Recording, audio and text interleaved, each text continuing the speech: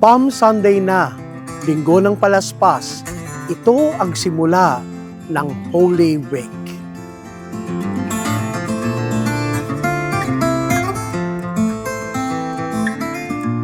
Hawak natin ang palaspas at sumisigaw tayo ng Hosanna, nang ibig sabihin sa Hebreo ay Save us, Lord.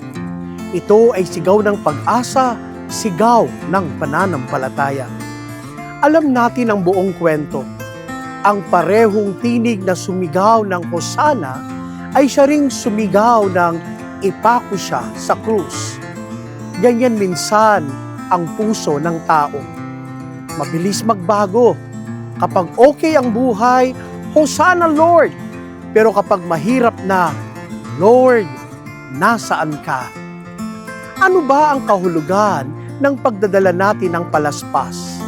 Hindi lang ito simbolo ng pagsalubong kay Jesus bilang hari. Ito rin ay pagpapaalala, handa ba akong sumunod sa Diyos? Hindi lang sa tagumpay, kundi pati sa krus. Mga kapatid, ang palaspas ay hindi souvenir o agimat para hindi tamaan ng kidlat. Ito ay commitment. Commitment na maging tapat kahit mahirap. Commitment na manatili kay Kristo kahit hindi naintindihan ang mga pangyayari. Mga kapatid, si Jesus ay hindi umatras sa hirap. Alam niya ang daranasin niya, ang sakit, ang pagtanggi, ang krus, pero pinili pa rin niyang magmahal.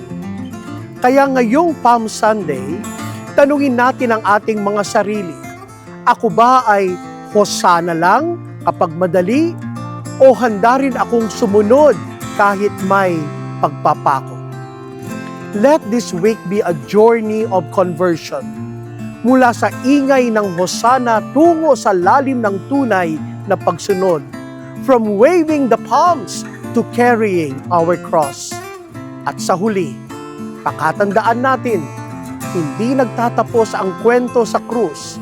May darating na liwanag, ang muling pagkabuhay. Amen. Ako po muli si Father Ramil D. Tapang, SSP, ng Hello, Halo, Halo.